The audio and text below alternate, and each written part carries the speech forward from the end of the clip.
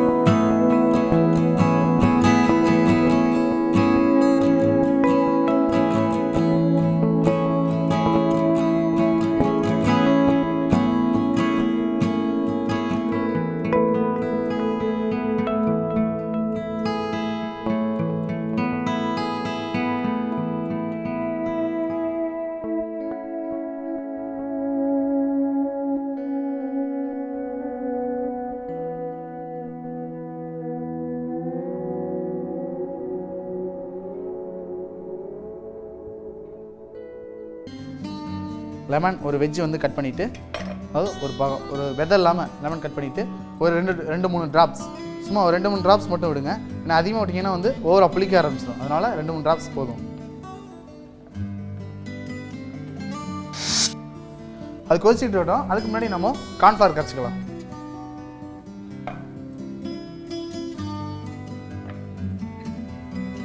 இந்த கார்ன்ஃப்ளவர் கொஞ்சமாக போட்டுட்டு தேவையான அளவு கார்ன்ஃப்ளவர் போட்டுட்டு, அதாவது ஒரு சூப்புக்கு தேவையான அளவு கார்ன்ஃப்ளவர் போட்டால் போதும். ரொம்ப கம்மியாக யூஸ் பண்ணிக்கிட்டு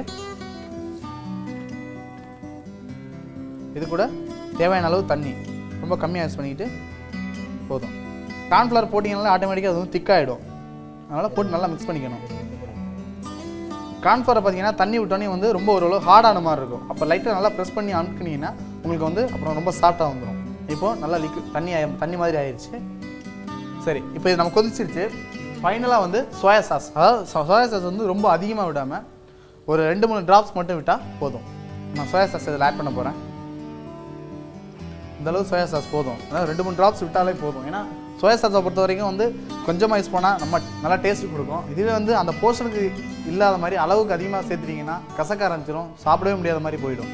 ரைட், இப்போ வந்து நல்லா கொதிச்சிருச்சு. இது கூட கார்ன்ஃப்ளவர் கொஞ்சமாக ஆட் பண்ணணும், அதுவும் அந்த திக்னிங் ஏஜென்ட். இப்போது நான் கார்ன்ஃப்ளவர் எந்தளவு சேர்க்குறேங்கிறத மட்டும் பாருங்கள். இந்தளவு இதுக்கு போதும். போட்டு எங்கே பார்த்தா நல்லா போட்டு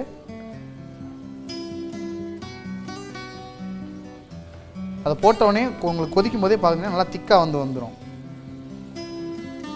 இன்னும் கொஞ்சம். ஓகே, இப்போ நம்ம சூப் வந்து ரெடி ஆயிடுச்சு. இப்போ ஸ்டவ் ஆஃப் பண்ணிவிட்டு ஒரு பவுலில் ட்ரான்ஸ்ஃபர் பண்ணலாம்.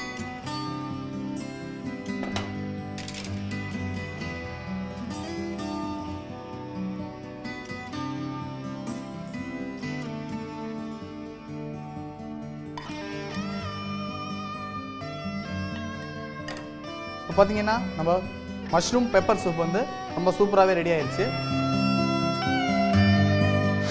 மஷ்ரூம் பெப்பர் சூப் எப்படி செய்கிறதுன்னு ஒரு சின்ன ரீகேப் பார்க்கலாம். ஃபஸ்ட்டு மஷ்ரூம் கார்லிக் ரெண்டையும் நல்லா நைஸாக கட் பண்ணிவிட்டு ஒரு பவுலில் வச்சிடணும். அதுக்கப்புறம் ஸ்டவ் ஆன் பண்ணி பேன் வச்சு பேன் சூடானதுக்கப்புறம் கொஞ்சமாக எண்ணெய் விட்டு எண்ணெய் சூடானதும் பூண்டு மஷ்ரூம் ரெண்டையும் போட்டு நல்லா வதக்கிட்டு அது கூட கொஞ்சமாக தண்ணி விட்டு தண்ணி கொதிச்சதுக்கு அப்புறமேலு salt, sugar, black pepper, Ajinomoto எல்லாத்தையும் போட்டு நல்லா கொதிக்க விட்டுட்டு நல்லா கொதிச்சதுக்கு அப்புறமேலு ஃபைனலாக சோயா சாஸ் அதையும் போட்டு நல்லா ஆட் பண்ணிவிட்டு லேசாக கொதிச்சதுக்கு அப்புறமேலு கார்ன்ஃப்ளவரை கரைச்சி நல்லா அதில் லேசாக ஊற்றிட்டு நல்லா கொதிக்க வச்சுட்டு அதுக்கப்புறம் ஸ்டவ் ஆஃப் பண்ணி ஒரு பவுலில் மாற்றினா சுவையான மஷ்ரூம் பெப்பர் சூப் ரெடி.